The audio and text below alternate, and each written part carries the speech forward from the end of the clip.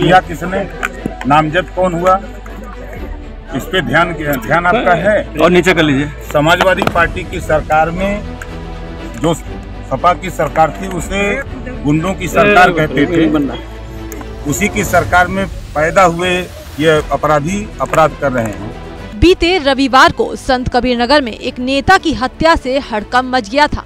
वो नेता थी सुभाषपा की महिला नेता नंदिनी राजभर, जिसके मुखिया हाल ही में मंत्री बने हैं। अपने नेता की हत्या की खबर सुनकर राजभर का पारा तो हाई हो गया। वो सीधा नेता के घर पहुंच गए और वहां जाने के बाद उन्होंने सरकार पर ही सारा गुस्सा उतार दिया। चौंकिए मत, योगी नहीं बल्कि पूर्व की सपा सरकार। जी हाँ, कैबिनेट मंत्री और सुभाषपा चीफ ओपी राजभर ने समाजवादी पार्टी को इसके लिए जिम्मेदार ठहराया।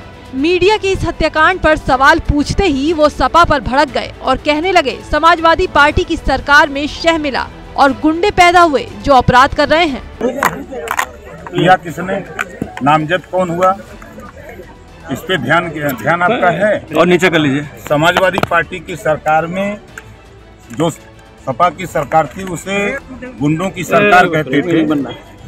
उसी की सरकार में पैदा हुए ये अपराधी अपराध कर रहे हैं। मैं फिर कह रहा हूँ, समाजवादी पार्टी की सरकार में सह मिला और गुंडे पैदा हुए, अपराध करने लगे, जिससे पूरे प्रदेश में हाहाकार मचा हुआ था। वहीं कानून व्यवस्था फेल होने के सवाल पर राजभर ने कहा, योगी सरकार में कानून व्यवस्था कायम है, जनता को सरकार पर पूरा भरोसा है, ना कहीं कोई दंगे हो रहे हैं और ना ही कर्फ्यू लग रहा है। लाइन ऑर्डर अगर फेल होता तो अपराधी चारों, अभी FIR हुआ, चारों अपराधी जेल में गए, एक की पुलिस तफ्तीश कर रही है, जल्द ही वो भी जेल में जाए। जो वर्तमान सरकार माननीय योगी आदित्यनाथ जी की सरकार है, वो कानून का राज कायम करने के लिए पूरी ताकत लगाए। जनता को राहत है और जनता विश्वास कर रही है, क्योंकि पूरे देश में कहीं दंगे नहीं हो रहे हैं, कहीं कर्फ्यू नहीं लगे हैं।